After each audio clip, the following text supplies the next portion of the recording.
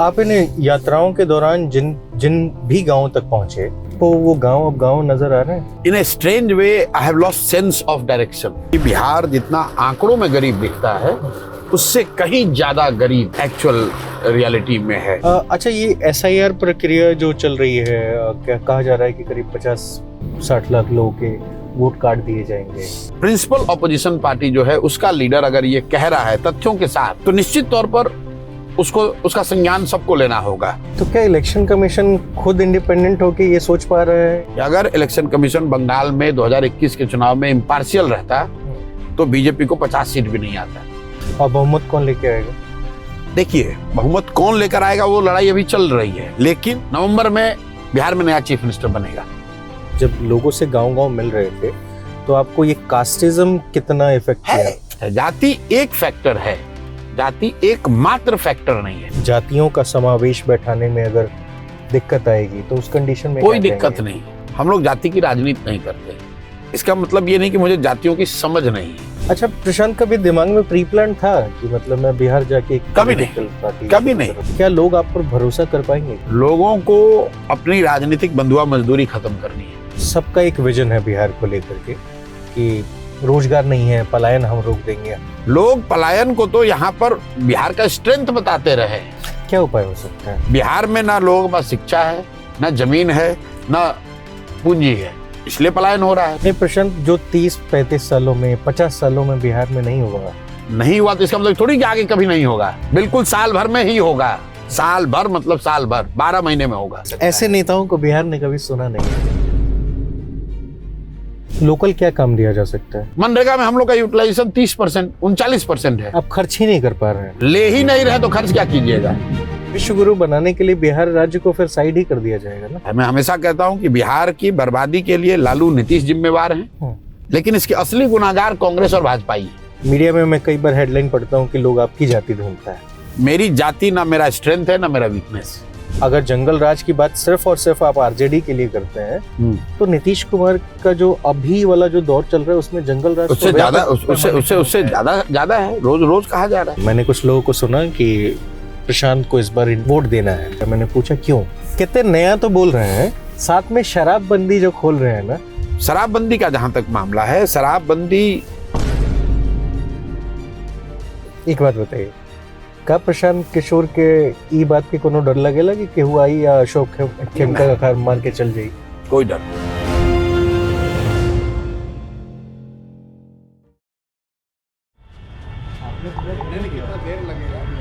मैं लगा दूंगा।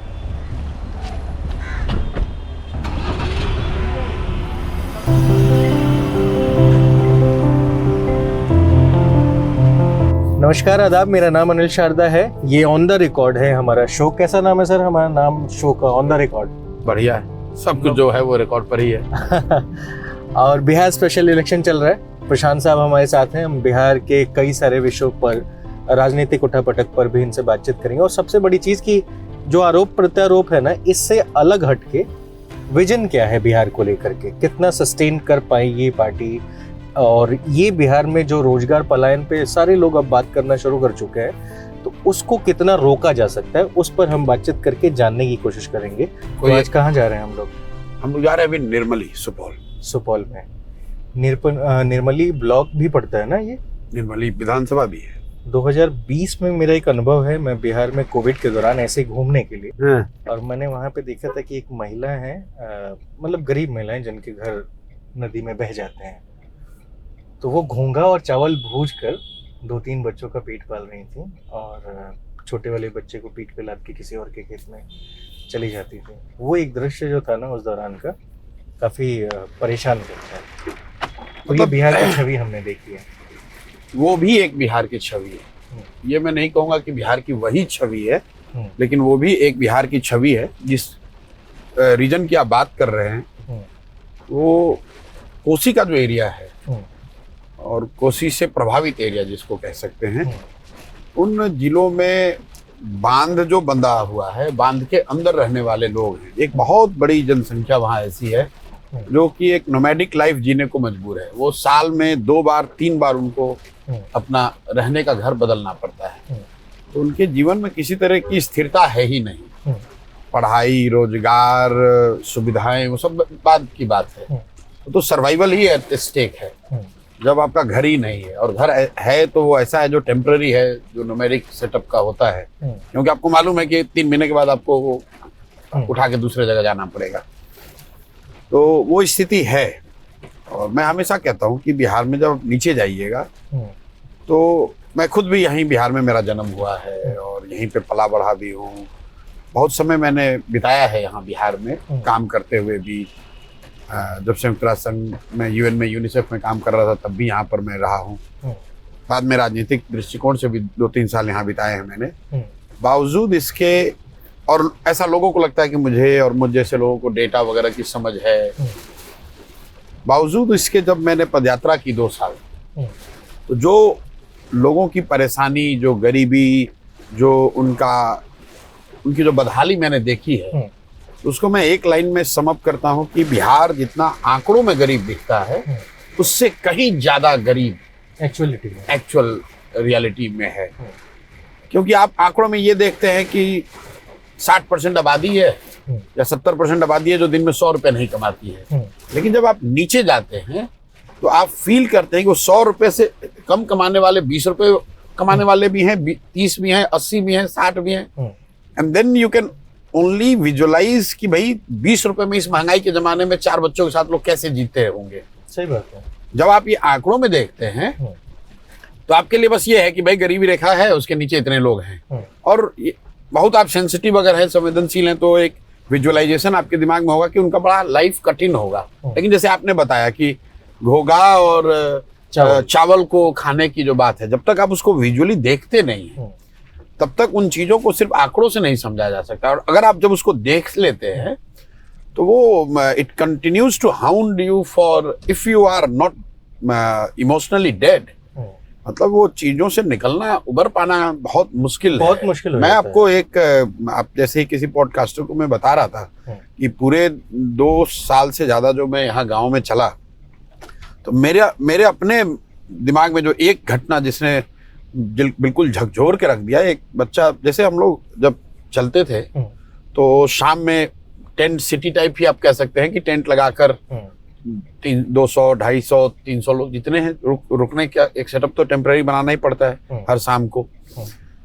तो उसमें पहले जब हम शुरुआती दिनों में हम लोग खाना जब खाते थे तो ग्रामीण लोग भी वहां पे आ जाते हैं खाना खाने के लिए। उसमें चूंकि गरीबी बहुत है और खाना कुछ विशेष नहीं है, बहुत है तो खिचड़ी खा सकते हैं आप, या चावल दाल जो बेसिक बना हुआ वो लोग खाते थे। एक बच्चे को मैंने देखा खाते हुए, और इतनी क्वांटिटी में खा रहा था कि थोड़ा मतलब सरप्राइजिंग लगा। सरप्राइजिंग इस सेंस में कि आप सोचते हैं यार बहुत ज्यादा खा लेगा अगर आदमी तो बीमार पड़ जाएगा। तो मैंने उस बच्चे से पूछा, भाई कितना खा सकते हो? तो बोला, सर जितना दीजिएगा उतना खा लेंगे। तो फिर मैंने पूछा कि घर पे भी इतना रोज खाते हो? उसने जो बात कही उसके बाद कि सर आज तक ऐसा हुआ ही नहीं कि मेरा पेट भर गया हो और तसली में खाना बचा हुआ। तसली में उसने जो शब्द यूज किया कि ऐसा तो हो ही नहीं, आज तक तो ऐसा हुआ ही नहीं कि मेरा पेट भर गया और तसली में भात अभी बाकी है। अब इसके इतने बड़े मायने हैं कि 12, 13 साल, 14 साल का लड़का, मैं एग्जैक्ट उम्र नहीं बता सकता हूँ लेकिन इतना ही रहा होगा। ऐसा कोई दिन उसकी जिंदगी में नहीं हुआ जब उसने खाना खा लिया और खाना बचा हुआ, और खाना भी कोई डेलिकेसी नहीं, भात नॉर्मल चावल की बात हो रही है। मतलब इतना भी चावल नहीं है कि उसका मतलब उसको, बच्चे को ये लगे कि मेरा पेट अब भर गया और फिर भी अभी चावल बचा हुआ है। मतलब उसका पेट उस हिसाब से है कि चावल है कितना। ये इतनी बड़ी मतलब दिल को झकझोर देने वाली बात है कि मैं उससे उबर नहीं, मतलब कई बार उसको सोचता हूँ, 1-2 बार मैंने कहा भी लोगों को। तो ये आंकड़ों का गेम नहीं है।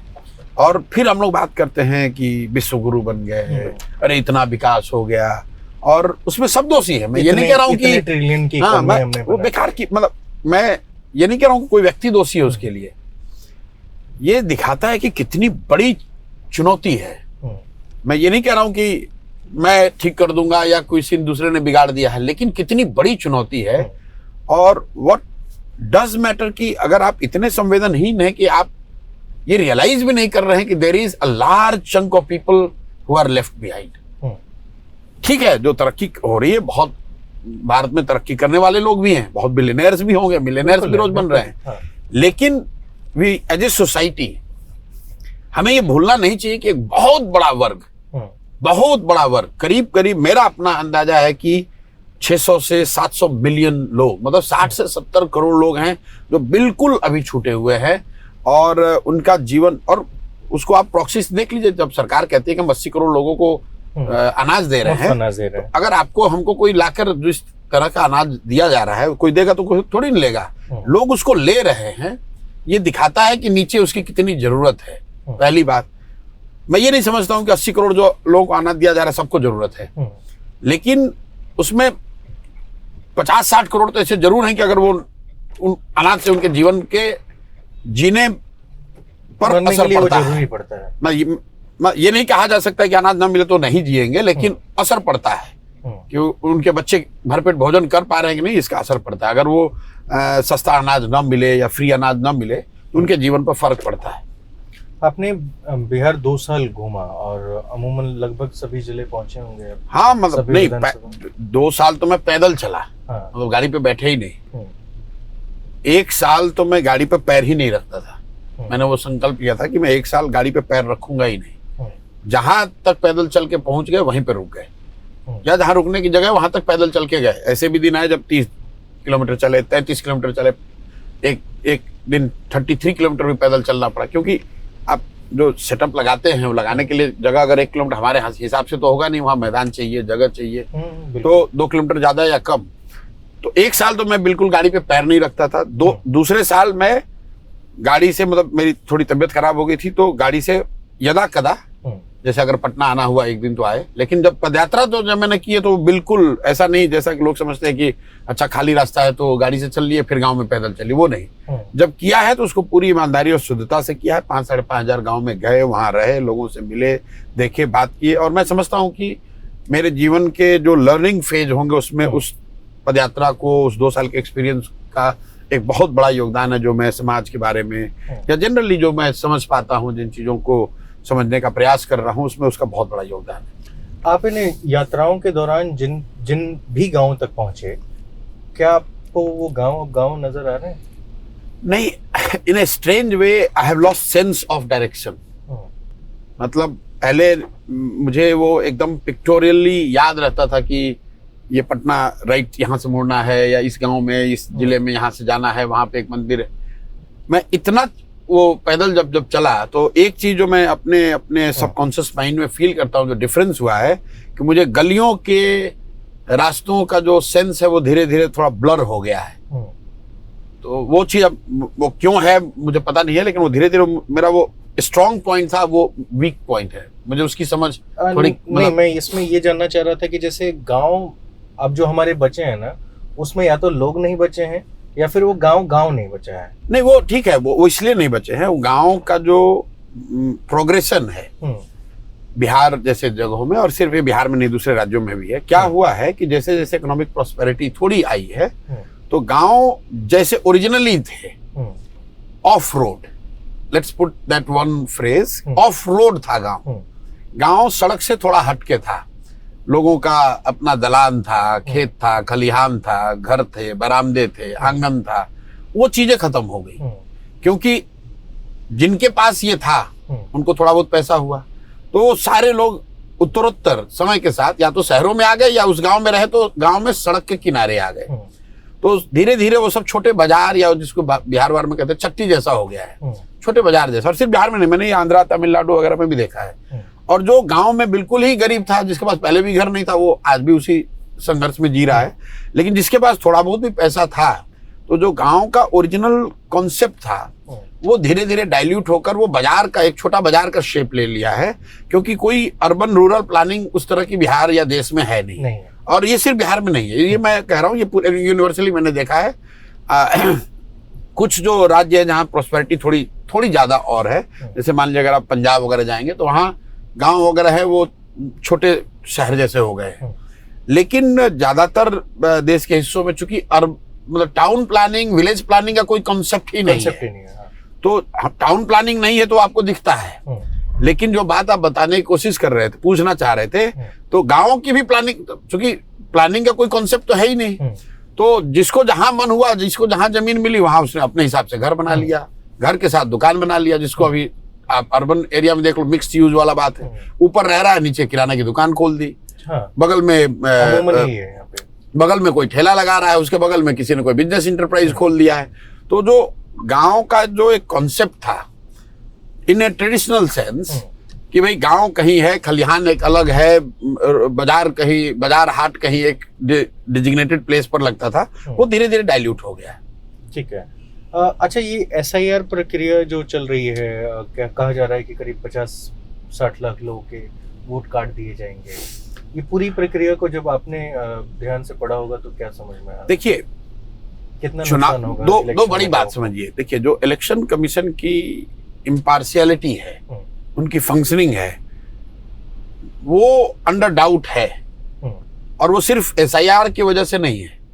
पिछले कई वर्षों से, पिछले 7-8-10 वर्षों से इलेक्शन कमीशन में, खासकर मोदी जी के प्रधानमंत्री बनने के बाद से, एक सिस्टमेटिक उसमें लोगों का विश्वास कम हुआ है। उसमें कितनी सच्चाई है, नहीं है, उस पर डिबेट हो सकता है। लोग ये कह सकते हैं कि भाई जो सत्ता में रहता है वो इलेक्शन कमीशन का इस्तेमाल या सरकारी व्यवस्थाओं का दुरुपयोग करता ही करता है।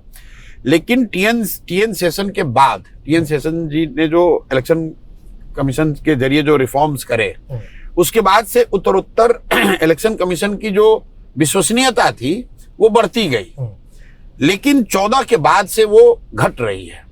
उसके कई वजह हैं। The way elections are scheduled, वो किस तरह से फेजेज में कराए जाते हैं, इलेक्शन के दौरान जो एक तरह से बिल्कुल ब्लेटेंट पार्शियलिटी दिखती है कि अगर सत्तारूढ़ दल का आदमी कम्युनल हेट्रेड स्पीच भी दे रहा तो उस पर कार्रवाई नहीं होगी और ऑपोजिशन वाले पे हो जाएगी, या फिर जो टारगेटेड ऑपोजिशन की चेकिंग होती है, उनके रिसोर्स को रोकने का प्रयास होता है। तो आपको पहले बड़ा परिदृश्य समझना है कि जनरली इलेक्शन कमीशन पर लोगों का विश्वास या उस एज ए इंस्टीट्यूशन उसकी विश्वसनीयता पिछले 7-8 वर्षों में कम हुआ है। दूसरी बात जो हुई, जो अभी राहुल गांधी ने कही है पिछले साल से जो शुरू हुआ महाराष्ट्र इलेक्शन के बाद, जब उन्होंने, एक ये बात है कि इलेक्शन कमीशन इम्पार्शियल नहीं है, और दूसरा जब उन्होंने कुछ तथ्य रखे, बात राहुल गांधी की नहीं है, बात यह है कि he is the leader of opposition.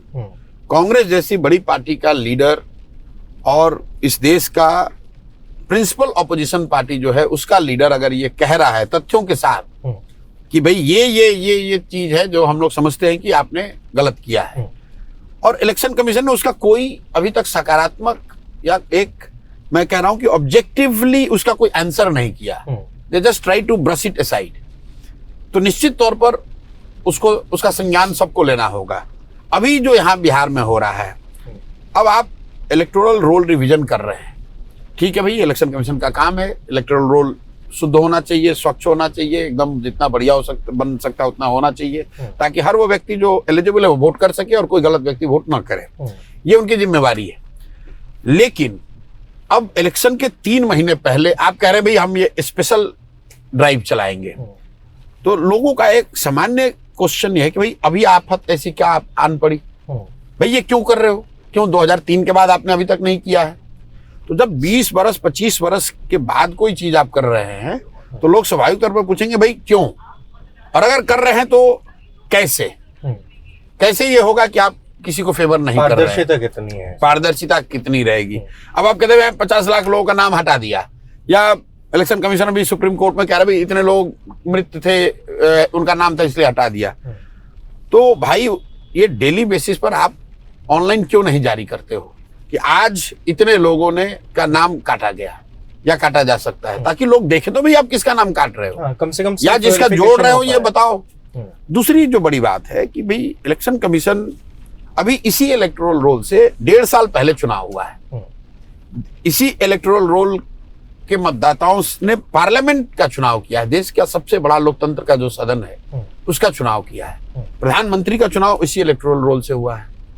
आप कहते हैं कि वो ठीक नहीं है, तो क्या आप मान रहे हैं कि पिछला जो इलेक्शन हुआ था वो कॉम्प्रोमाइज इलेक्टोरल रोल से हुआ था? आप खुद ही फंस रहे हैं। और अगर आपने ये कह रहे हैं कि नहीं वो तो 2024 में हुआ था, 24 के बाद फिर रिवीजन होना चाहिए, शुद्धता उसकी और बेहतर की जानी चाहिए। कुछ लोगों ने कहा कि सूत्र बता रहे हैं इलेक्शन कमीशन के कि बहुत सारे नेपाली और बांग्लादेशी यहाँ रह रहे हैं। तो भाई या तो 24, अगर आप ये मान रहे हैं कि इलेक्टोरल रोल में उनका नाम था, तो इसका मतलब है कि 24 का जो इलेक्टोरल रोल था उसमें भी बांग्लादेशी, उसमें भी नेपाली थे। और अगर आप मानते हैं कि वो 24 के बाद हो गया, तो 24 के बाद बिहार में सरकार किसकी है? बिहार में सरकार है मोदी जी की, नीतीश कुमार की। तो आपके रहते हुए ये बांग्लादेशी और नेपाली और जो भी आप कह रहे हैं बाहर से घुसपैठिए आकर बिहार में रह कैसे रहे? उन्होंने इलेक्टोरल रोल में अपना नाम जोड़ने के लिए आधार कार्ड कैसे बनवा लिया, राशन कार्ड कैसे बनवा लिया? तब तो सिर्फ बात इलेक्शन में वोट देने की नहीं है। इसका मतलब यह है कि बहुत सारा वो चीज, वो बेनिफिट, वो लाभ जो कि बिहार के गरीब लोगों को मिलना चाहिए, वो नेपाली लोगों को या बांग्लादेशियों को या दूसरे घुसपैठियों को मिल रहा है। ये तो सरकार की बहुत बड़ी फेलियर है। तो इनको ये स्वीकार करना चाहिए। You can not have both ways भाई। या तो आप मानो कि जो इलेक्टोरल रोल 24 में था वो कॉम्प्रोमाइज था, या आप कह रहे हो कि 24 के बाद खराब हो गया तो उसकी जिम्मेवारी राज्य सरकार पे फिक्स करो। आप ऐसा नहीं कह सकते कि भाई 24 में जो रोल था वो ठीक था, अब आप नया इलेक्शन हो रहा है तो इसमें रोल खराब है, हम नया बनाएंगे। इसलिए लोग परेशान हैं। और देखिए सच्चाई ये है कि जो सत्तारूढ़ दल है यहाँ, बीजेपी और नीतीश कुमार 20 बरस से मतलब सिर्फ लालू का डर दिखाकर वोट लेते जा रहे हैं। बिहार से आज भी 50 लाख से ज्यादा लोग बाहर हैं, और ये सारे लोग दिवाली छठ में यहाँ आएंगे और वोटिंग उसी समय होगी। तो इनको ये डर सता रहा है कि समाज में वो वर्ग जो बिल्कुल हाशिए पर है, उसमें कौन लोग हैं? माइग्रेंट लेबर्स हैं, उसमें दलित अति पिछड़े समाज के लोग हैं, उसमें मुस्लिम समाज के लोग हैं, जो कि व्यवस्था से जिनको कुछ नहीं मिल रहा है। ना उनके बच्चों को पढ़ाई मिल रही है, ना उनको रोजगार मिल रहा है, ना उनको घर मिल रहे हैं, ना उनके गांव की नालियों गलियों की स्थिति सुधरी। भ्रष्टाचार से सबसे ज्यादा पीड़ित वो हैं। तो एंटी इनकम्बेंसी अगर आप फील करेंगे तो सबसे ज्यादा तो जो हैव नॉट्स है उन्हीं पर लागू होगा। तो सरकार, ऐसा लोगों को लग रहा है कि सिस्टमेटिक तरीके से एक पोर्शन ऑफ उन गरीब लोगों को, माइग्रेंट लेबर्स को हटाना चाहती है या हटा रही है। अगर उनका इंटेंशन न भी हो तो वो हट जाएंगे, इसलिए कि अब बाढ़ आया हुआ है। अब जाकर लोग अपना जान बचाएंगे कि आपको पेपर ला कर देंगे। आप मान लीजिए कि कोयम्बटूर में, लुधियाना में, सूरत में मजदूर हैं, तो क्या आप सूरत से ट्रेन पकड़ कर आएंगे अपना पेपर जमा करने? और आप नाम आपने काट दिया, आप कह रहे ऑनलाइन कर लो। अरे भाई, जो बंदा सूरत में 10,000 रुपए के लिए नौकरी करने गया है, उसको बस अब यही काम बाकी बच गया है कि वहां से ऑनलाइन भरे। ये आपकी भी जिम्मेवारी है। एक तो व्यवस्था की कमी है कि उस व्यक्ति को 10,000 रुपए के लिए सूरत और बेंगलोर और कोयम्बटूर, पंजाब जाकर मजदूरी करनी पड़ रही है। अब जब उसने जो भी पेपर रखा, आधार कार्ड आप ही ने बनाया है, राशन कार्ड आपने बनाया है, बिजली का बिल आपने दिया है, बिना वेरिफिकेशन तो दिया नहीं होगा, आपने उसका नाम इलेक्टोरल रोल में रखा है। अब आप कह रहे हो भाई फिर से प्रमाणित करो, तो वो बेचारा अगर एक दिन भी अब कागज देता है तो just imagine the loss of ways. अगर 5 करोड़ 10 करोड़ लोग एक दिन अपना इसमें लगाते हैं कि भाई जो पेपर उनके पास है उसको फिर से सर्टिफाई करना, वेरीफाई कराना कि हाँ मैं ही हूँ, प्रशांत किशोर, मैं बिहार का रहने वाला हूँ, तो एक दिन का लॉस ऑफ वेज जरा देख लीजिए, उस गरीब आदमी का कौन भरपाई करेगा? उसका तो कम से कम 5 दिन जाएगा, 40 दिन तो आने जाने में लगेगा। तो इलेक्शन कमीशन पहले कहे कि एक दिन का लॉस ऑफ वेज जो होगा वो देंगे। तो देखिए जो गरीब है कितने मजदूर वहां खड़े होकर अपना लाएंगे पेपर। पेपर होना नहीं होना इशू नहीं है, इशू ये है कि क्या मैं अपने बच्चों को दिन भर मजदूरी करके जो खाना खिला रहा हूँ, रिक्शा चलाकर, अगर टेम्पो चलाकर, रेडी पट्टी लगाकर बच्चों को खिला रहा हूँ, क्या मैं इस स्थिति में हूं कि मैं आकर अब पेपर कहीं से जुटाऊं, लाकर सबमिट करूं क्योंकि इलेक्शन कमीशन ऐसा चाहता है? अरे भाई, इलेक्शन कमीशन इसके चाहने से क्या होगा? आपने पहले एक बार बना ले, एक ही प्रोसेस को रोज रोज रोज रोज कर रहे हो भाई। ये आपका काम है, ये लोगों का काम नहीं है कि आपके यहाँ लाइन लगाकर हर जब भी जिस डिपार्टमेंट की फेलियर होती है जनता को लाइन में लगा देता है। तो क्या इलेक्शन कमीशन खुद इंडिपेंडेंट होके ये सोच पा रहे हैं या फिर? अब मैं देखिए, ये एकदम सीधे से कह देना कि कौन किसके कहने पे कर रहा है। मैंने जो बात कही कि इलेक्शन कमीशन की विश्वसनीयता पिछले कुछ वर्षों से लगातार कम हो रही है, और ये बात मैं आज नहीं कह रहा हूँ। मैं बंगाल में जब चुनाव, लोग कहते हैं चुनाव हारने वाले हैं, डर रहे इसलिए ऐसा कह रहे हैं लोग, ये गलत बात है। बंगाल में चुनाव जीतने के बाद आप मेरा इंटरव्यू देख लीजिए, मैंने उस दिन कहा है कि अगर इलेक्शन कमीशन बंगाल में 2021 के चुनाव में इम्पार्शियल रहता तो बीजेपी को 50 सीट भी नहीं आता। वो 60-70 सीट इसलिए आया कि इलेक्शन कमीशन बिल्कुल ही ब्लेटेंटली बीजेपी का फेवर कर रहा था वहां। और ये मेरा वो अपना अनुभव वहां बंगाल का था। मैं ये दावे के साथ कह सकता हूँ कि दूसरे राज्यों में जिनका जो इलेक्शन में स्टेक होल्डर है वो सेम बात बताएंगे। उनकी विश्वसनीयता कम हो रही है। समाज का एक वर्ग ऐसा समझता है कि वो बीजेपी के कहने पे या सत्तारूढ़ दल के कहने पर चलते हैं, और उसी बीच में आप SIR लेकर आ गए, जिस पर एक बड़ा विवाद खड़ा हो गया। अब आप आंकड़े फिर वही दिखा रहे हैं कि 98% हो गया तो 96% हो गया। अरे भाई, कितनी परेशानी लोगों को हो रही है उसका आपको कोई अंदाजा ही नहीं है। आप दिल्ली में बैठ के एक फरमान तुगलकी जारी कर दे तो सब लोग अपना पेपर लेकर खड़ा होइए। हर वो व्यक्ति जो पेपर लाकर खड़ा हो रहा है, अगर आप उसको जोड़ लीजिए, 90 हो 95 हो जितना भी हो, जो वो दावा कर रहे हैं सुप्रीम कोर्ट में बता रहे हैं, खाली आप जाके पूछ लीजिए कि भाई उन लोगों को कितनी परेशानी हो रही है, उसकी जिम्मेवारी कौन लेगा। तो एक और तो आपको वोटर फ्रेंडली आप बता रहे हो कि वोटर परसेंटेज बढ़ाना है, इसलिए हम वोटर फ्रेंडली होना चाहते हैं, citizen should be citizens need and their convenience should be prioritize above everything else. एक और आप बात कर रहे हो कि आप इलेक्ट्रॉनिक वोटिंग कराएंगे, डिजिटल वोटिंग कराएंगे, और दूसरी ओर आप लोगों को कह रहे हैं कि भैया अपना कागज लेकर आओ, लाइन में लगो। ये बिल्कुल गलत है और मतलब हास्यास्पद बात है कि ऐसा अलाउ किया जा रहा है और ऐसा हो रहा है। लेकिन देखिए, इस कंडीशन में बिहार में कितना नुकसान होगा सभी के लिए। देखिए, मैं आपको एक चीज बता दूं, ये जो अभी हल्ला हंगामा हो रहा है ऐसा नहीं है, लोकतंत्र बहुत मजबूत है। कितना इलेक्शन कमीशन चाहे लोग, कितना ही ये बिहार यूपी जैसे राज्यों में हम लोग जब बच्चे थे हम लोगों ने देखा है पूरा बूथ का बूथ लूट लिया जाता था। वो भी तो इलेक्शन की चोरी थी। भाई, आपका नाम है वोटर लिस्ट में लेकिन आपको वोट नहीं देने दिया जाएगा क्योंकि मैं वहां का दबंग हूँ और मैं किसी को वोट नहीं देने दूंगा। मतलब 50-60% वोट तो बिहार जैसे राज्य में ऐसे ही होता था कि आज तेजस्वी यादव और राजद वाले बोल रहे हैं। भाई, ये वोटर और वोटिंग प्रक्रिया की सैनिटी की बात करें तो बड़ा हास्यास्पद लगता है कि अब आरजेडी के लोग, ये तो बूथ लूटने वाली पार्टी है, तो बूथ लूटना, गुंडागर्दी करना, अपना बल प्रयोग करना, लाठी बंदूक कट्टा के बल पर जीतना, ये तो उनका काम रहा है। वो भी तो आप यही करते थे। जो गरीब वंचित है, जो आपका वोटर नहीं है, उसका वोट जबरदस्ती तुमने डाल दिया दबंगई करके, उससे निजात मिला। अब ये व्हाइट कॉलर दबंगई हो गई है, जो लाठी वाली दबंग। लेकिन मैं आपको ये बताना चाह रहा हूं कि उस एरा में भी लालू जी को हरा दिया गया।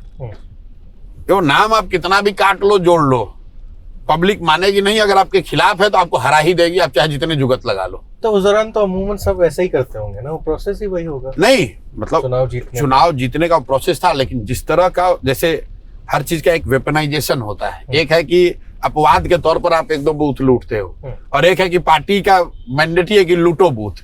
तो आरजेडी जैसी पार्टी जो है, उसका मतलब लालू जी के राज में वो था ही कि भाई बक्सा ही, बस उनका काम ही भाई लूटो, बूथ लूटो, जिसका जितना लूट सकते हो उतना लूटो। ऐसा मैं नहीं कह रहा हूँ दूसरे दल वाले नहीं करते होंगे, लेकिन बिहार ने 90 के दौर में वो दिन भी देखे हैं जबकि इलेक्शन सिर्फ लाठी के ही बल पर जीता जाता था। उसको भी जनता ने हरा दिया। जब जनता अपने पे आ जाए ना, तो लाठी खाकर 50 लोग की चाहे मौत हो जाए, लेकिन फिर भी हरा दिया लालू जी को। तो अभी जो ये व्हाइट कॉलर दादागिरी चल रही है भाजपा की या उनके सहयोगी दलों की, आप कितने को काटोगे? जिसका रह जाएगा वही हरा देगा आपको। जिसका नाम रह जाएगा उसी वही हरा देगा आपको।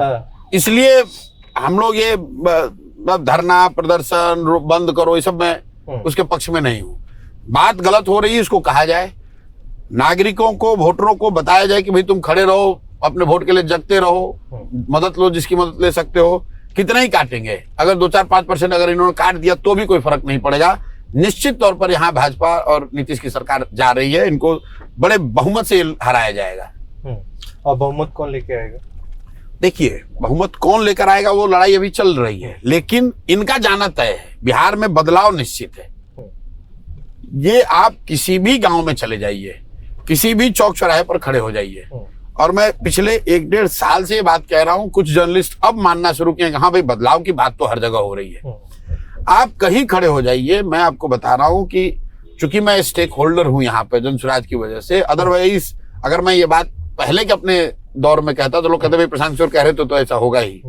मैं आपको बता रहा हूं कि बिल्कुल लोगों का परसेप्शन बदल जाता है आपके प्रति। नहीं बदल, लोगों की गलती नहीं है, चूंकि मैं स्टेक होल्डर हूं तो देयर इज एन इनबिल्ट बायस कि भाई मैं तो वही, मैं जो कर रहा हूं तो बायस है। तो इसलिए मैं ये प्रेडिक्ट नहीं करता हूं भाई जनसुराज को इतनी सीट आएगी, इतनी सीट आएगी। पहले वो मैं कर सकता था। मैं इतना जरूर कह सकता हूं कि बिहार में बदलाव निश्चित है, क्योंकि 60% से ज्यादा लोग across the board in all data points are suggesting कि हमें बदलाव चाहिए। वो चाहे किसी जाति का हो, वो चाहे किसी दल का समर्थक हो, लोगों का ये कह रहा है भैया बहुत हो गया। जो लालू नीतीश के भारी समर्थक हैं वो भी कह रहे भाई बहुत हो गया यार, अब बदलना चाहिए। और उनके पास अब जो बदलाव चाहते हैं उनके पास दो ही विकल्प है, या तो वो वापस से लालू जी के जंगल राज के लालटेन को वोट दे, या फिर वो एक नया विकल्प जो उनको दिख रहा है जनसुराज का उसको वोट दे। बस सिंपल है, इतना ही समझना है। बिहार में और कुछ समझने वाली बात रहने की, आप चाहे जितना एनालिसिस करना है कर लीजिए। मतलब आपका अनुभव और देखिए कहता है कि मतलब बदलाव निश्चित है, बदलाव निश्चित है। मैं आपको लिख के दे सकता हूं कि बदलाव निश्चित है। नीतीश कुमार का जाना तय है। जदयू को 25 सीट नहीं आएगा, ये बातें तो मैं लिख के दे सकता हूं कि जदयू एज ए दल को 25 सीट भी नहीं आएगा। मैं क्यों नहीं कह रहा हूं दूसरे दलों की बात, मतलब ये सिर्फ आपकी राजनीतिक टिप्पणी नहीं है। नहीं, मेरा एकदम साइंटिफिक जो भी 10 साल मैंने देखा, डेटा समझा है इलेक्टोरल प्रोसेस में, सेफोलॉजी में, नीतीश कुमार का जाना तय है, कोई नहीं बचा सकता है। कुछ भी कर ले अब उनको कोई नहीं बचा सकता है बिहार में। नवंबर में बिहार में नया चीफ मिनिस्टर बनेगा, अगर न बने आप मुझे अपने दर्शकों के सामने फिर से ले आइएगा। संभव ही नहीं है कि फिर से बन जाए, ये संभव ही नहीं है। मतलब ये बिहार के लोगों के प्रति इतना गहरा पूर्वाग्रह है लोगों का कि लोग कह रहे हैं कि हाँ लोग बदलाव चाहते हैं, हाँ ये देश का सबसे गरीब पिछड़ा राज्य है, हाँ लोग सफर कर रहे हैं, लेकिन फिर भी लोग उन्हीं को वोट देंगे। ऐसा नहीं है। आप सिर्फ दो डेटा पॉइंट उठाकर देख लीजिए, 2010 देख लीजिए और 2020 देख लीजिए। 2010 में नीतीश कुमार भाजपा साथ में लड़े थे, सामने से लालू जी कांग्रेस और रामविलास पासवान जी साथ में थे। 2010 में और तब नरेंद्र मोदी का इतना कोई फैक्टर नहीं था, तब अमित शाह नहीं थे, तब भाजपा का कोई इतना बिहार में प्रभाव नहीं था, जदयू बड़ा दल था। उस कॉम्बिनेशन को, और जदयू में टूट हुई थी, जो अभी लल्लन सिंह वगैरह हैं, ये सब नीतीश कुमार के कई साथी जदयू छोड़कर अलग चले गए थे। बावजूद इसके उस समय एनडीए को 206 सीट आया, 243 में 206, बहुत बड़ा नंबर है। आप फास्ट फॉरवर्ड कीजिए, आ जाइए 2020 में, वही जदयू और भाजपा का कॉम्बिनेशन।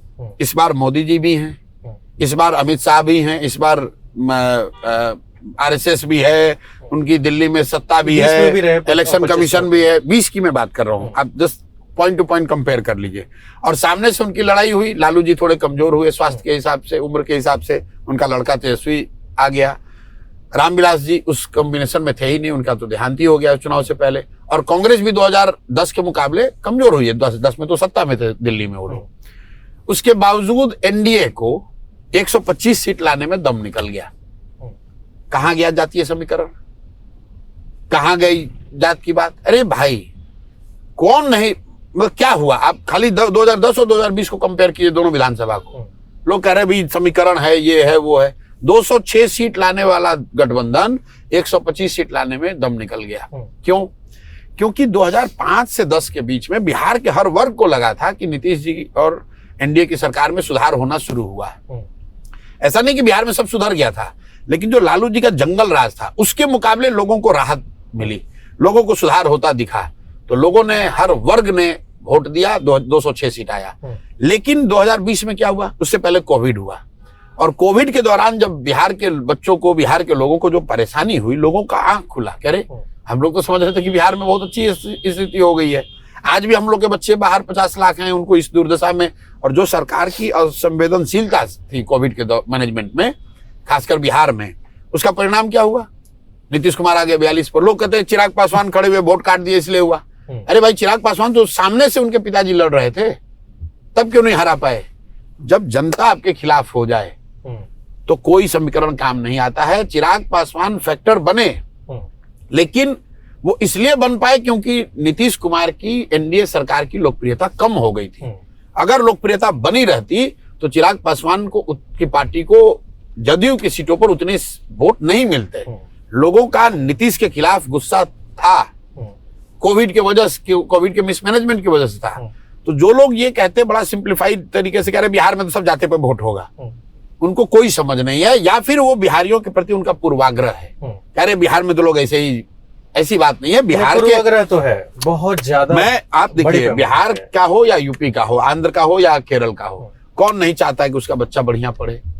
कौन नहीं चाहता है कि उसके बच्चे को रोजगार मिले? कौन नहीं चाहता है कि उसका पति, उसका घर का बेटा बाहर 10,000 रुपए के लिए मजदूरी करने ना जाए?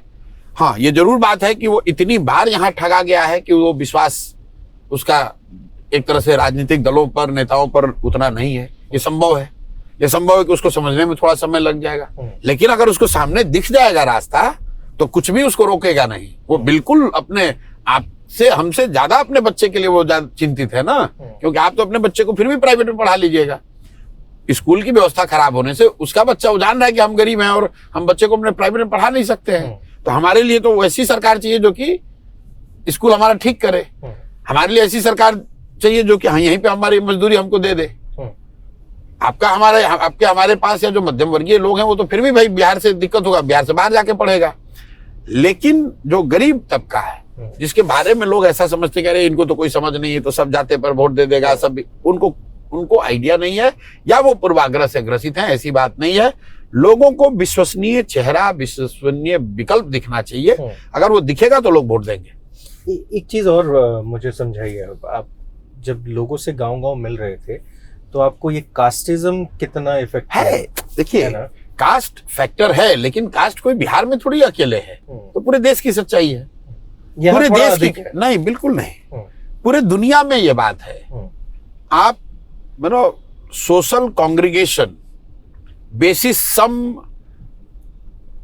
रीजन, वो चाहे रेस हो, स्किन कलर हो, ट्राइब हो, कास्ट हो, people like to congregate among themselves on the basis of similarities. आप अफ्रीका में जाइएगा तो ट्राइब्स की बात होती है, अमेरिका में जाइएगा तो वहां पर स्किन कलर की, ये लैटिनो है, ये एशियन है, ये अफ्रीको अमेरिकन है, मतलब उसी तरह इंडिया में कास्ट है। तो आपको ग्लोबली भी इसके लिए कोई डिफेंसिव होने की जरूरत नहीं है। भाई आपके यहाँ कास्ट है, अफ्रीका में ट्राइब है, क्योंकि वो ह्यूमन नेचर है कि आप अपनों के साथ कॉन्ग्रीगेट करना चाहते हैं, अपनों के साथ ज्यादा कंफर्टेबल फील करते हैं। सही है, गलत है, लेकिन है। दूसरी बात, जो भी बात समाज में होगी वो राजनीति में आपको दिखेगी। अगर समाज में जाति है तो राजनीति में उसका प्रभाव होगा, समाज में भ्रष्टाचार है तो राजनीति में भ्रष्टाचार होगा, अगर समाज में हिंदू मुसलमान की बात है तो राजनीति में भी उसका असर दिखेगा। अब आ गई बात कि कितना डिग्री, टू व्हाट एक्सटेंट। वहां पर लोग कह सकते हैं भाई कि बंगाल में थोड़ा कम है, बिहार में ज्यादा है, तमिलनाडु में कम है, आंध्रा में ज्यादा है, ये बात हो सकती है। लेकिन to my mind, more than geographical definition like this, ये डिपेंड करता है कि चुनाव में कोई विषय, कोई मुद्दा, कोई व्यक्ति, कोई चेहरा अगर नहीं है तो people tend to fall back on their identities. तो जिसको हम लोग कहते हैं बोलचाल की भाषा में लहर वाला इलेक्शन। भाई 84 में, मैं हमेशा कहता हूं 84 में इसी जातियों में बटे हुए बिहार ने राजीव गांधी को वोट दिया, कांग्रेस को वोट दिया। क्यों? इंदिरा गांधी की मौत एक बहुत बड़ी घटना थी। 1989 में इसी बिहार में लोगों ने बीपी सिंह के नेतृत्व के जनता दल को वोट दिया। क्यों? क्योंकि बोफोर्स उस समय बहुत बड़ा मुद्दा था। 2014 में जातियों में बटे हुआ बिहार ने मोदी को वोट दिया। क्यों? क्योंकि मोदी एक चेहरा, एक फिनोमेना बनकर 14 में उभरे। 2019 में इसी जातियों में बटे हुए बिहार ने बीजेपी को वोट दिया। क्यों? क्योंकि पुलवामा, राष्ट्रीय सुरक्षा, राष्ट्रवाद बहुत बड़ा मुद्दा बन गया था। आगे क्या होगा इसकी बात छोड़ दीजिए। आप अगर ध्यान से देखेंगे तो आपको पता चलेगा कि समाज में वो ताकत है कि अगर कोई व्यक्ति, कोई मुद्दा, कोई घटना समाज के इमेजिनेशन को कैप्चर कर ले तो समाज में ये ताकत है, वो जातियों से ऊपर उठकर वोट करता रहा है। लेकिन in absence of any one of these, कोई घटना नहीं है, कोई व्यक्ति नहीं है, कोई मुद्दा नहीं, तो लोग कहते हैं दोनों तो एक के जैसा लग रहा है, चलो अपने जाते वाले को दे देते हैं। That is the reality. It applies in Bihar as much as it applies in UP, as much as it applies in Gujarat. लेकिन एक तरीका बन गया है बिहार में तो सब जाते हुए वोट देता है। अब मैं मजाक में कहता हूं भाई अगर तुम बैठ के बहुत बड़े एनालिस्ट बन रहे हो तो ये बता दो कि बिहार में वोट मोदी को पड़ा कि नहीं। हाँ भैया मोदी को तो पड़ा। तो भाई अगर बिहार, तुम ही कह रहे हो कि बिहार में सब जाते हुए वोट देता है, तो मोदी जी के जाति का तो एक आदमी बिहार में नहीं रहता, उनको वोट कौन दे रहा है? अगर सिर्फ जाति पर ही सारे समर्थक होते, जाति पर ही का नंबर बहुत ज्यादा देने के नंबर, मैं किसी जाति विशेष की बात ही नहीं कर रहा हूं। मैं ये कह रहा हूं कि अगर आप समझने के लिए कहिए कि सिर्फ जाति के आधार पर ही समर्थन होता, जाति के आधार पर ही वोट होता, तब तो मोदी का कोई समर्थक बिहार में होना ही नहीं चाहिए, क्योंकि मोदी जी के जाति का तो कोई बिहार में नहीं रहता है। बिल्कुल। तो ये बेकार की बात है। जाति एक फैक्टर है जाति एकमात्र फैक्टर नहीं है। मैं ये नहीं कह रहा हूं जाति कोई फैक्टर नहीं है, जाति एक फैक्टर है। जैसे दूसरे विषय है वैसे जाति भी एक विषय है। तो जब आप अपनी राजनीति यहाँ पे करने आ रहे हैं और जब जातियों का समावेश बैठाने में अगर दिक्कत आएगी तो उस कंडीशन में कोई दिक्कत नहीं है, क्योंकि कई लोग कोई जरूरत नहीं है। पहली बात तो हम लोग देखिए, जातियों की समझ होना और जाति की राजनीति करना दोनों दो बात है। हम लोग जाति की राजनीति नहीं करते, इसका मतलब ये नहीं कि मुझे जातियों की समझ नहीं है। जैसे मुझे यहाँ के सामाजिक, आर्थिक, कल्चरल इश्यूज की समझ है, उसमें जाति भी शामिल है। तो जाति की समझ होना कि हर वो जाति, हर वो वर्ग जिसको भागीदारी चाहिए, उस जाति समाज से, उस वर्ग से, उस तरह के काबिल लोगों को, उनके सही रिप्रेजेंटेटिव्स को निकालकर मौका अवसर देना, ये हमारी जिम्मेवारी है, जनसुराज की जिम्मेवारी है। लेकिन जातियों की राजनीति करना वो हम लोग के लिए संभव नहीं है और हम वो करते नहीं है कि आज किसी जाति विशेष की बैठक में चले गए, जातियों की गोलबंदी शुरू कर दी, या किसी एक जाति के लिए पढ़ाई ज्यादा होनी चाहिए, किसी के लिए कम होना चाहिए, वो बात नहीं। हमारे लिए सबके लिए होना चाहिए। उसमें नेचुरली जिनकी संख्या ज्यादा है उनको ज्यादा मिलेगी। अगर कल हो के बिहार में तरक्की होगी तो सबसे ज्यादा फायदा किसको होगा? अति पिछड़ा समाज को होगा, क्योंकि उनकी सबसे ज्यादा आबादी है। अगर कल पलायन रुक जाए तो सबसे ज्यादा किनके घर के बच्चों को फायदा होगा? अति पिछड़ा समाज के लोगों को होगा, दलित समाज को होगा, मुसलमानों को होगा, क्योंकि उनके बच्चे सबसे ज्यादा जा रहे हैं, पलायन कर रहे हैं। अगर बिहार में कल जमीन का दाम बढ़ जाए, तरक्की हो जाए, जमीन प्रति एकड़ इसका रेट बढ़ जाए, तो उससे फायदा किसको होगा? जो बिहार में जिनके पास जमीन है उनको फायदा होगा। शिक्षा सुधरेगी तो सबको फायदा होगा, और उस प्रोपोर्शन में होगा जितनी आपकी आबादी है। तो अगर काम करने वाले की नियत में कोई खोट ना हो तो आप ये सामंजस्य बैठा सकते हैं जहां पर कि जातियों की चिंता भी हो जाए और आपको जाति का जहर फैलाकर, जातियों का उन्माद फैलाकर राजनीति न करनी पड़े। अच्छा प्रशांत, कभी दिमाग में प्री प्लान था कि मतलब मैं बिहार जाके कभी नहीं। देखिए, कई लोग ऐसा समझते हैं कि हमको बिहार में सरकार बनाना है, ये बनना वो बनना। अगर ऐसी कोई बात होती तो लोगों को मैं याद दिलाना चाहता हूं कि 2015 में, अभी मेरा अनुभव तो ये नहीं कहता कि नहीं, ऐसा है कि जीतना हारना तो आगे भगवान के हाथ में है। लेकिन 2015 में तो प्रशांत किशोर यहाँ जीत गए थे। हम ही थे, चाहे वो लालू जी हो, नीतीश जी हो, कोई भी हो, मैं ही चला रहा था। मैंने कैंपेन किया, 180 सीट जीत गए। कोई भी आदमी, मैं एकदम कैमरे पे आपको कह रहा हूँ, कोई भी आदमी ऐसा मंत्री नहीं बना होगा जिसका नाम हमारे थ्रू न गया होगा। शायद ही किसी को टिकट मिला होगा जिसको हम लोगों ने अप्रूव न किया हो। जो अगर हम चाहते हम ही बन जाते, मंत्री बन जाते। भाई नीतीश जी के साथ ही थे, जो हम कहते, मैं नीतीश जी उसको ना नहीं कह रहे थे उस समय। लेकिन हम तो उनके घर में रहते थे और मतलब कोई कहने में गुरेज नहीं है कि बहुत बेहतर मेरा उनसे संबंध रहा है। और मेरी बस इतनी इच्छा थी कि नीतीश कुमार यहाँ रहें, मुख्यमंत्री रहें, और बिहार में जो सुधार का दौर शुरू हुआ है वो रुके नहीं, बिहार आगे बढ़े। हम लोग के लिए दुनिया में और काम करने के लिए 100 चीज थी। नीतीश कुमार ने, जब मैंने मना कर दिया सरकार वगैरह में शामिल होने के लिए, तो बाद में उन्होंने मुझे एडवाइजर का स्पेशल पद बना कर दिया था। वो मैंने एक दिन ना ज्वाइन किया, आज तक आप जाके स्टेट से चेक करा लीजिए। ना मैंने कभी कोई घर लिया, ना मैंने कभी कोई सरकार से गाड़ी ली, ना मैंने 1 रुपए कोई तनख्वाह लिया, ना हमने कोई पर्क्स लिया, ना कभी जीवन में कोई सरकार से सिक्योरिटी ली है। बिहार से नहीं, किसी राज्य से नहीं लिया, जहां पर भी काम किया है। आप जाकर देख लीजिए, बंगाल का नोटिफिकेशन जब सिक्योरिटी उन्होंने दी, ऑफर की, हमने लेना ही नहीं है, हम सिक्योरिटी लेके चलते ही नहीं है। आप देख लीजिए, हम कहीं एक सिपाही लेकर नहीं चलते हैं। बिहार में रोज मर्डर हो रहा है, रोज हंगामा हो रहा है। हम 3 साल से यहाँ पर, कोई मुखिया भी रहता है, वो 4 गो सिक्योरिटी लेके चलता है। मैं 3 साल से पैदल चल रहा हूँ, मैं एक सिपाही लेके भी नहीं चलता हूँ। और लोग कहते हैं भाई बहुत बड़ा काफिला लेके चलते हैं, बहुत पैसा है, जनसुराज ये वो। अगर मुझे ऐसी मेरी कोई सोच होती तो सरकारी छोड़िए, पर्सनली 4 गनमैन रख लेते। एक बात बताइए, का प्रशांत किशोर के ई बात के कोनो डर लगेला कि केहू आई या अशोक खेमका का मान के चल जाई? कोई डर नहीं। मैं वो चीज हमारे दिमाग में आती नहीं, कभी नहीं। मैं आपको वही बता रहा हूँ कि अगर मुझे डर होता तो सरकारी बात छोड़ दीजिए, प्राइवेट 4 गार्ड रखने की क्षमता तो है मेरे पास, रख सकता हूँ। 4 क्या 10 रख सकता हूँ। पूरा, जब साधारण लोग यहाँ पर 10-10, 20-20 गाड़ी, गन, बंदूक, राइफल लेकर चलते हैं, तो मैं भी 10, 20, 25, 50 गनमैन को हायर कर सकता हूँ। मेरी उसको बिल्कुल उसमें क्लियर है, हम लोग मानते हैं कि ये सब चीजें जो है ये ऊपर वाला तय करता है। तो जरूरत क्यों लगी? ये ऊपर वाला तय करता है, हम लोग निमित्त मात्र हैं। भगवान ने अगर ये काम आपसे कराना है तो आपके दिमाग में बात आ गई कि जाइए अब बिहार में काम की। जरूरत क्यों पड़ी?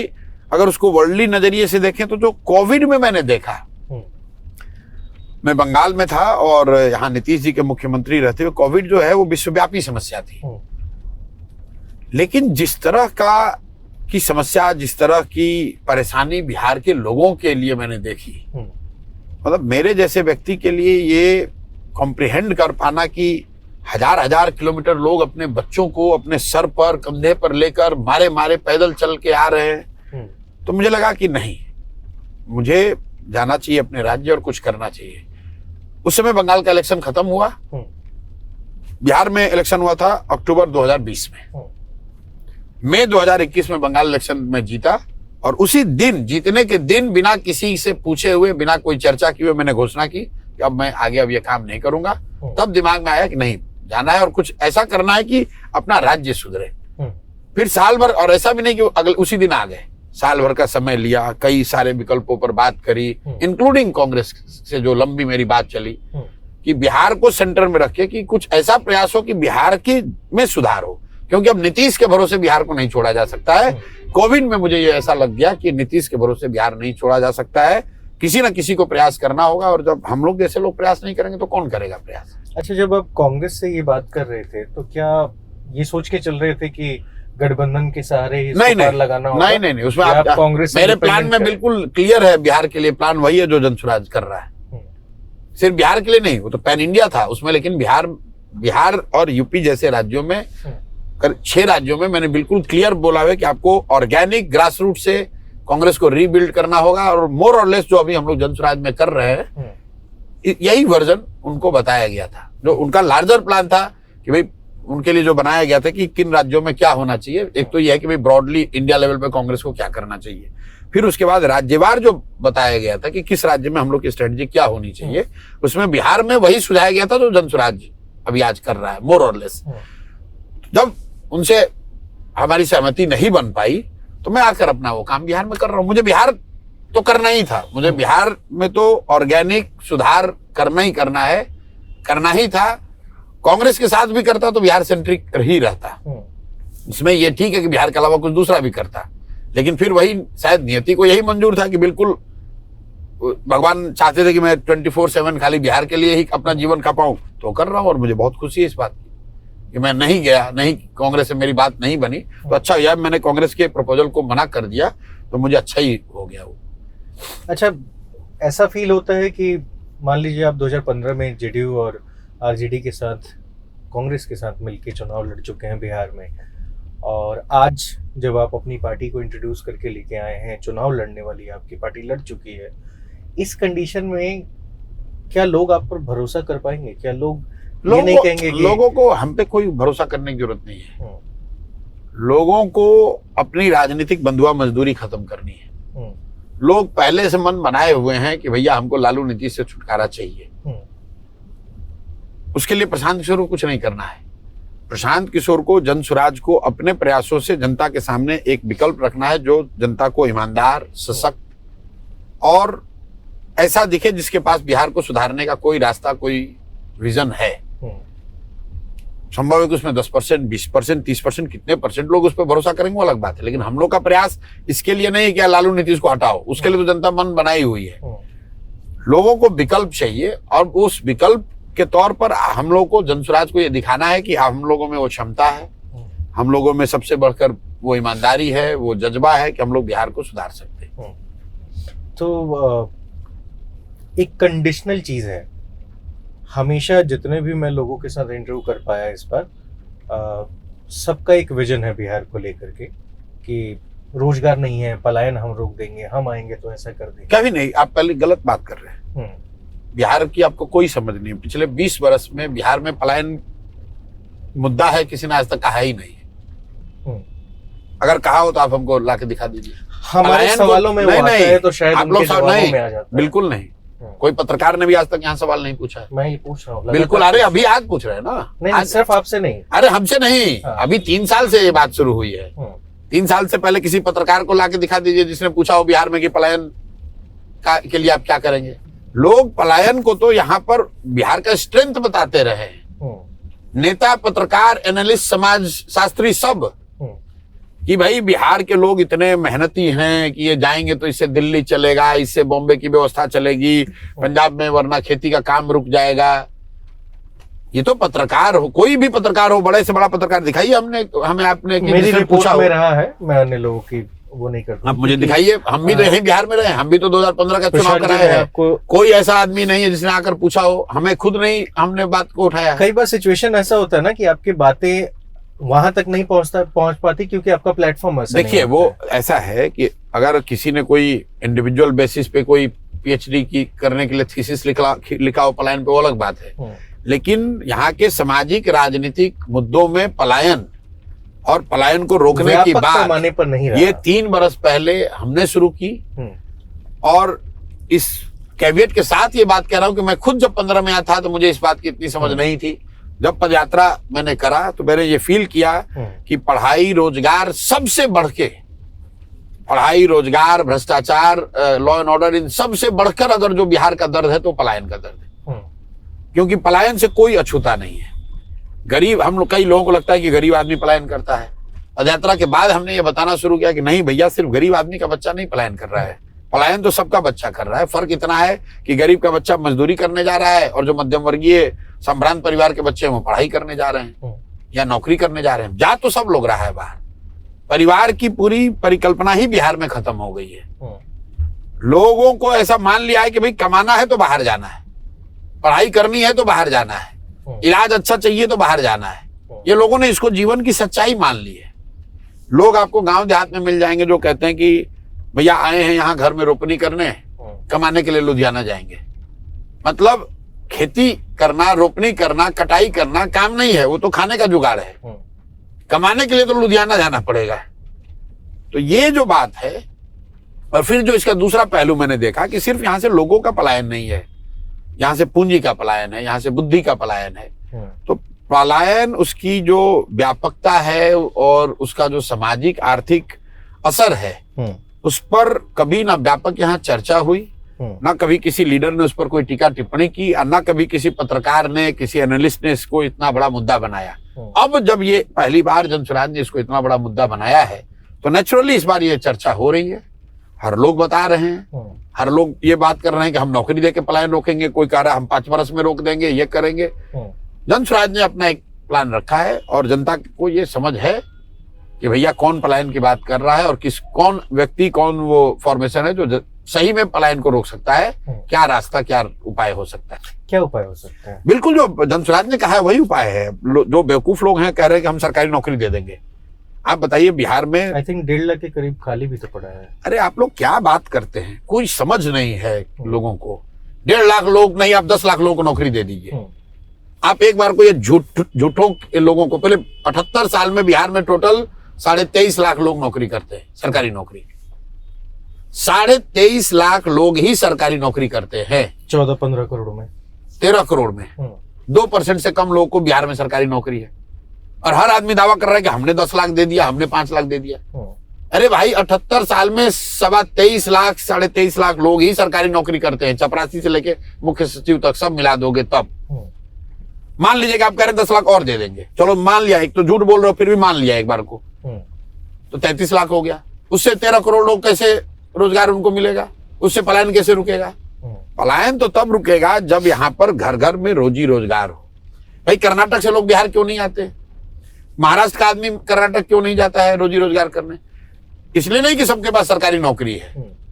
महाराष्ट्र में देश के स्तर पे 3% से ज्यादा सरकारी नौकरी नहीं है लोगों के पास, लेकिन लोगों के पास खेती है जिससे कमाई होती है, लोगों के पास पूंजी है ताकि छोटा मोटा रोजी रोजगार कर सकें, लोगों के पास कुछ नहीं है तो कम से कम मजदूरी करने के लिए वहां पर अपने ही राज्य में उपाय है। बिहार में ना लोगों के पास शिक्षा है, ना जमीन है, ना पूंजी है, इसलिए पलायन हो रहा है। तो जनसुराज ने कहा कि अगर पलायन रोकना है तो सबसे पहले यहाँ पूंजी का पलायन रोकना होगा। जिस दिन आप पूंजी का पलायन रोकेंगे तो बुद्धि का पलायन अपने आप रुकेगा। जब ये दोनों रुकेगा तो श्रम का पलायन रुक जाएगा और इसको साल भर में करके दिखाया जाएगा। ये इतना आसान होगा? आसान क्या होता है जीवन में, आसान कुछ भी नहीं है, लेकिन साल भर में बिल्कुल इसको साल भर में 50 लाख जो डिस्ट्रेस माइग्रेशन है, जो मजबूरी में जो लोग गए हैं, अपने बच्चों का पेट पालने के लिए जो लोग गए हैं बाहर, उनको बिल्कुल बिहार में रखा जा सकता है और उनको बुलाकर यहाँ पर वो नौकरी रोजगार दिया जा सकता है। अगर पंजाब में ये व्यवस्था है, अगर गुजरात में ये व्यवस्था है, महाराष्ट्र में व्यवस्था है, मध्य प्रदेश उत्तर प्रदेश में व्यवस्था है, तो बिहार में क्यों नहीं होगी? वहां पर भी तो इसी देश का संविधान है, वहां पर भ्रष्टाचार नहीं है, वहां पर चोरी नहीं है, वहां पर व्यवस्था कोई अमेरिका से थोड़ी ना आया है। जब दूसरे राज्यों से लोग 10-12 हजार रुपए की मजदूरी करने के लिए बाहर नहीं जाते हैं तो बिहार से क्यों जाएंगे? और आप लोग कहते हैं इतना आसान है। अरे भाई कैसे, ये कर्नाटक में कैसे हुआ है, महाराष्ट्र में कैसे हुआ है, पंजाब में कैसे हुआ है? नहीं प्रशांत, जो 30-35 सालों में 50 सालों में बिहार में नहीं हुआ, आई थिंक 70 के दशक में बीमारू राज्य का टैग मिला भाई, वो आज तक खत्म ही नहीं वो नहीं हुआ तो इसका मतलब थोड़ी कि आगे कभी नहीं होगा। बीमारू राज्य का टैग तो मध्य प्रदेश का कोई साल भर भी तो नहीं हो सकता। बिल्कुल हो सकता है, बिल्कुल साल भर में ही होगा। साल भर मतलब साल भर, 12 महीने में होगा, 13वां महीना नहीं होगा, 12 महीने से कम में होगा। लोग आए थे भाई, कोविड के दौरान 24 लाख लोग आए थे यहाँ पर। सरकार ने कहा था कि उनको यहीं पर रोजी रोजगार की व्यवस्था की जाएगी, किसी ने उस पर काम ही नहीं किया। लोग बिल्कुल आना चाहते हैं, क्यों नहीं आएंगे? लोग आना चाहते हैं, उतना रोजगार का साधन है। लोकल क्या काम दिया जा सकता है? अरे हजारों काम किए जा सकते हैं भाई, आपको कोई समझ नहीं लोकल क्या काम दिया जा सकता है। आप ये बताइए कि यहाँ पर जो 55 लाख हेक्टेयर जमीन है जहां पर खेती हो रही है, मजदूर उन वहां पर जाके किसी किसान से पूछे, उसको मजदूर नहीं मिल रहा है। पर प्रशांत जी, आप मजदूर की भी बात कर रहे हैं, यहाँ पे फैक्ट्रियां इतनी हुआ करती थी, 30 कोई नहीं, कभी नहीं, कोई फैक्ट्री से सबको रोजगार नहीं मिलेगा। सिर्फ फैक्ट्री लगा देने से रोजगार नहीं होगा, उसके लिए वो लंबा प्रक्रिया है, वो 10 साल 15 साल का। For Bihar to become a industrialize state, it's a long term thing. लेकिन 10-12 हजार रुपए का रोजी रोजगार न मिले, ये तो सरकार की बिल्कुल नकारा। सरकार इसलिए ऐसा नहीं हो पा रहा है। हम ये नहीं दावा कर सकते हैं कि भाई बिहार में पूरा इंडस्ट्रियलाइजेशन हो जाएगा साल भर में। ये नहीं दावा किया जा सकता है कि एकदम अच्छी शिक्षा की व्यवस्था हो जाएगी। उसको करने में 5 साल 10 साल समय लगेगा। बिल्कुल। लेकिन 10-12 हजार रुपए का रोजगार नहीं मिलेगा, मजदूरी नहीं मिलेगी, ये क्यों नहीं होगा भाई? मनरेगा में हम लोग का यूटिलाइजेशन 30%, 39% है। आप बताइए यहाँ करेंगे आप मजदूर, उनको कहाँ काम मिलेगा? और आप 60% पैसा मनरेगा का अपना सरेंडर कर रहे हैं दिल्ली में। आप खर्च ही नहीं कर पा रहे हैं। ले ही नहीं रहे तो खर्च क्या कीजिएगा? 100 रुपया अगर दिल्ली सरकार देने को तैयार है मनरेगा के तहत, तो मनरेगा का यूटिलाइजेशन पूरे देश में बिहार में सबसे कम है। जो प्रधानमंत्री आवास योजना है उसमें सबसे कम घर कहाँ बन रहे हैं? बिहार में बन रहे हैं। तो अगर भैया घर बनेगा तो लोग वहां काम करेंगे। तो विश्व गुरु बनाने के लिए बिहार राज्य को फिर साइड ही कर दिया जाएगा ना? भाई साइड यहाँ के नेताओं ने कर रखा है, लोगों ने बना लिया है, और आप जैसे लोग जो है वो उस चीज को बल देते हैं कि अरे सुधर थोड़ी नहीं सकता है, ऐसे ही होगा। आप कैसे पूछ रहे हैं? ये हो सकता है, और कैसे नहीं हो सकता है? अगर कर्नाटक में हो सकता है तो यहाँ क्यों नहीं हो सकता है? क्या कर्नाटक के लोगों के पास 4 हाथ पैर है? नहीं, मेरा संशय नहीं है। फिर तो मैं उसको प्रोसेस को समझना चाहता हूं। नहीं, क्या भाई आप प्रोसेस, फिर you don't need to reinvent the wheel. भाई अगर पंजाब में जहां, अगर पंजाब गेहूं का उत्पादन इतना कर सकता है, आजादी के समय पंजाब में कितना गेहूं होता था? एक प्रताप सिंह कैरो की पॉलिसी ने, उनके प्रयास ने पंजाब को देश का व्हीट प्रोडक्शन का हब बना दिया। तो अगर पंजाब में हो सकता है तो बिहार में क्यों नहीं हो सकता है? पंजाब में ऐसा क्या हुआ? कोई जर्मनी ने आके पंजाब को बना दिया है? वहां के लोगों ने बनाया, वहां की लीडरशिप ने बनाया। अगर ये चीज पंजाब में हो सकता है, अगर सॉफ्टवेयर में का रेवोल्यूशन कर्नाटक में हो सकता है, हैदराबाद में हो सकता है, अगर फार्मास्यूटिकल, अगर तमिलनाडु मैन्युफैक्चरिंग हब हो सकता है, तो बिहार में क्यों नहीं हो सकता है भाई काम? बिहार में क्यों नहीं हो सकता? मैं ये नहीं समझ। आप पूछ रहे हैं कैसे होगा, मैं कह रहा हूं क्यों नहीं हो सकता। पहले ये बताइए, इस देश के कौन से राज्य में सुधार नहीं हुआ है? बिहार ही एक राज्य है जो देश का सबसे गरीब और पिछड़ा आज से 25 साल पहले भी था, आज भी वहीं पर है। और वो इसलिए है कि लालू, नीतीश, इन लोगों ने इसको बर्बाद किया है, और कांग्रेस और भाजपा दोनों मिलकर इन लोगों ने मदद की है। पहले कांग्रेस ने बेचा बिहार को लालू के हाथ में, और फिर अभी भाजपा ने बेच दिया बिहार को नीतीश के हाथ में। 10-20 सांसदों का समर्थन दिल्ली में मिलता रहे, ये लोग बिहार जहां जाता हो जाए, उससे कोई फर्क नहीं है। और इसीलिए बिहार की ये दुर्दशा है। मैं हमेशा कहता हूं कि बिहार की बर्बादी के लिए लालू नीतीश जिम्मेवार हैं, लेकिन इसके असली गुनाहगार कांग्रेस और भाजपा ही है। एक सवाल बहुत जरूरी है और आरोप लग रहे हैं यहाँ पे कि आपने उदय सिंह जी को राष्ट्रीय अध्यक्ष बना दिया। आपने हमेशा कहा कि जो हमारा पहला अध्यक्ष होगा वो दलित पिछड़ा होगा। है मनोज भारती हैं अध्यक्ष, मनोज भारती हैं और वो दलित समाज से आते हैं। लेकिन वो इसलिए नहीं है कि वो दलित समाज से आते हैं, इसलिए आए हैं कि वो बहुत काबिल व्यक्ति हैं। 4 देशों में भारत के राजदूत रहे हैं, बिहार के ग्रामीण परिवेश से आते हैं, सरकारी स्कूल में पढ़े हैं, नेतराट से पढ़े हैं, IIT गए हैं। मनोज भारती अध्यक्ष हैं बिहार के।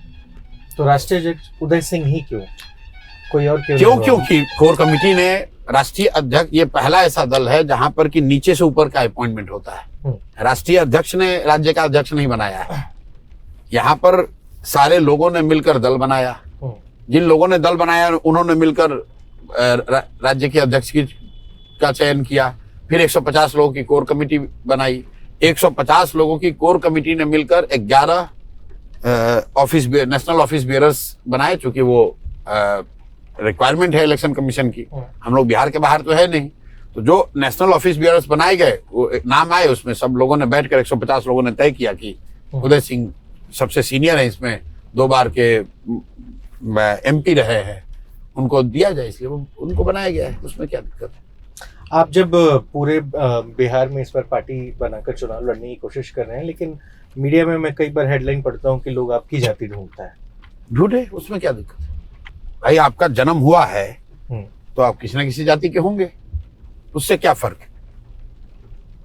मेरी जाति ना मेरा स्ट्रेंथ है ना मेरा वीकनेस, आप एक बात समझ लीजिए। और विपक्ष के लिए काबिलियत ही वही है।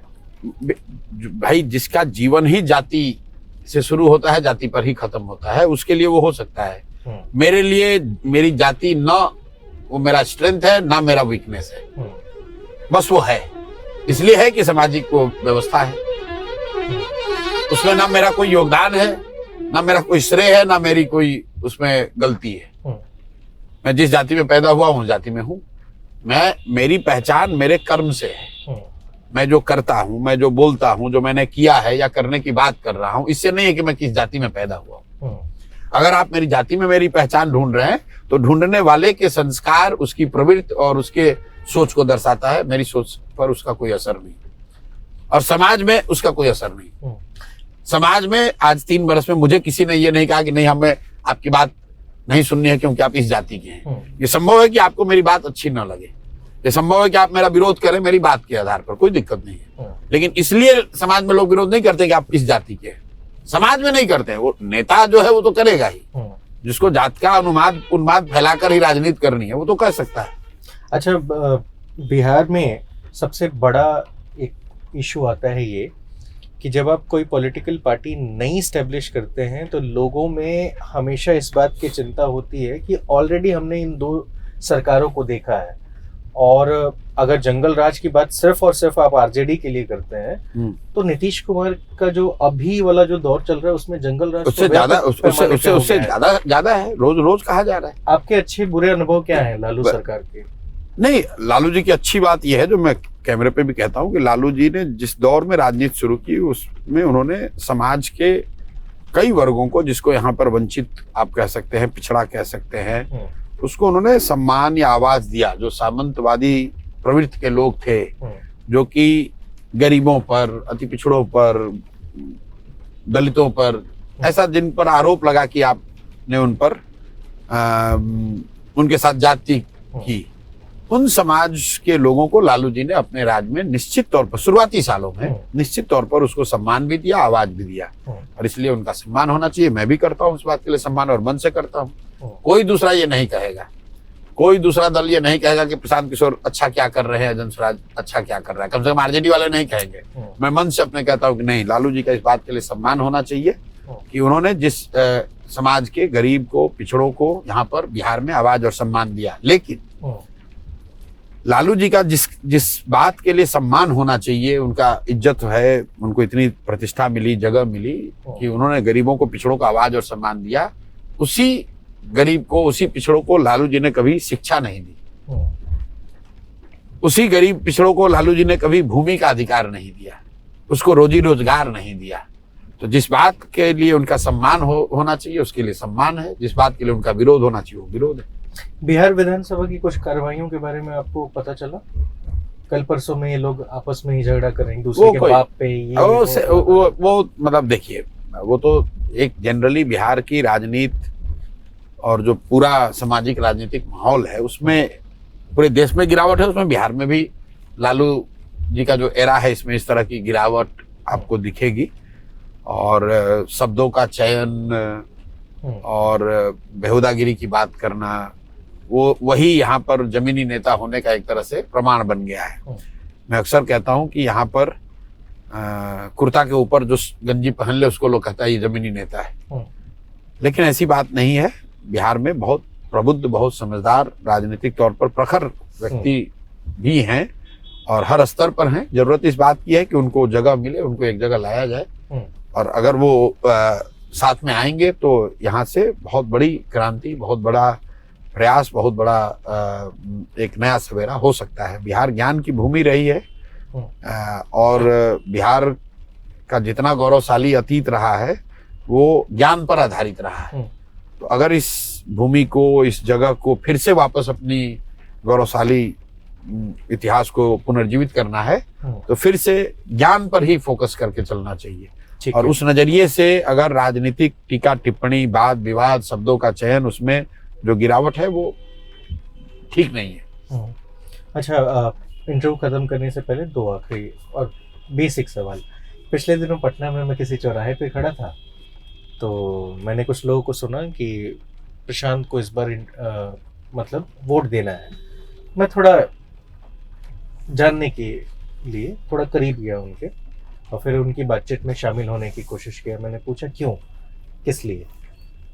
कहते नया तो बोल रहे हैं, वो चीज बोल रहे हैं जो महसूस होती है, साथ में शराबबंदी जो खोल रहे हैं ना उसके लिए उनको वोट देना है। ये देखिए, कुछ लोग एकदम डेडिकेशन में है। वोट देने वाले का रीजन अलग अलग हो सकता है। हाँ। लेकिन मैं फिर वही बात कहूंगा, दोहराऊंगा, लोग बदलाव चाहते हैं। बिल्कुल उस व्यवस्था से बदलाव चाहते हैं जहां उनके बच्चों के लिए शिक्षा नहीं है, उस व्यवस्था से बदलाव चाहते हैं जहां उनके लिए रोजगार नहीं है, उस व्यवस्था से बदलाव चाहते हैं जहां वो लोग देखते हैं कि दूसरे देश के हिस्सों में कितनी तरक्की हो रही है, हम लोग वहीं पर 20 साल पुरानी बात में फंसे हुए हैं। तो चाहे वो शराबबंदी की बात हो या फिर ग्रामीण क्षेत्रों में नली गली की बात हो, लोग बदलाव चाहते हैं क्योंकि इन क्षेत्रों में सुधार की संभावना लोग देखते हैं। शराबबंदी का जहां तक मामला है, शराबबंदी अगर लागू हो तो उस पर बहस हो सकती है कि उसके क्या फायदे क्या नुकसान है। बिहार में शराबबंदी नहीं है। बिहार में शराबबंदी के नाम पर एक फर्जी कानून है जिसमें शराबबंदी के इस कानून के जरिए दुकानों को बंद कर दिया गया और होम डिलीवरी चालू कर दी गई। हर घर में शराब बिक रही है, हर गांव में शराब बिक रही है, घर में तो नहीं, हर गांव में शराब बिक रही है और वही 100 रुपए की शराब 300 रुपए में बिक रही है। बिहार सरकार का 15 से 20 हजार करोड़ का नुकसान हो रहा है बिहार के लोगों का। और ये पैसा जा कहाँ रहा है? ये पैसा जा रहा है भ्रष्ट नेताओं के पास, अफसरों के पास, शराब माफिया के पास। तो एक बहुत बड़ा यहाँ वर्ग है जो इस बात के खिलाफ है और इस बात को समझ रहा है, खासकर जो यूथ है वो समझ रहा है कि भविष्य इसमें नहीं है। सरकार का काम है विद्यालयों का निर्माण, सरकार का काम है रोजगार का सृजन, सरकार का काम है सड़क, बिजली, पानी, अच्छी व्यवस्था। सरकार का काम ये नहीं होना चाहिए मेरी समझ से कि आप क्या खाएंगे, किस धर्म में आपकी आस्था है, कौन सी देवी देवता की पूजा करेंगे, कौन सा कपड़ा पहनेंगे। संविधान के तहत ये हर व्यक्ति का मौलिक अधिकार है, उसको अपने विजडम के हिसाब से, अपनी समझ के हिसाब से निर्णय लेने दीजिए। मैं शाकाहारी हूँ, मुझे शाकाहारी खाना पसंद है, तो सरकार कौन है कहने वाली कि मैं क्या खाना खाऊं? आपको अगर मटन खाना अच्छा लगता है मटन खा लो भाई। आपको सावन नवरात्रि से कोई फर्क नहीं? मुझे ये इससे कोई, भाई ये आपका निर्णय है। सावन में मैं व्रत रखूं, नवरात्र में हिंदू हम लोग हैं, हम लोग बहुत लोग व्रत रखते हैं। जो है वो व्रत नहीं रखता है तो नहीं रखता। आप क्या कहेंगे? जो व्रत नहीं रखता उसको आप मारने लगिएगा? भाई ये आपकी श्रद्धा है। कोई 2 घंटे पूजा करता है, कोई 2 मिनट भी पूजा नहीं करता है, कोई रोज मंदिरों में जाता है, कोई मंदिरों में नहीं जाना चाहता है।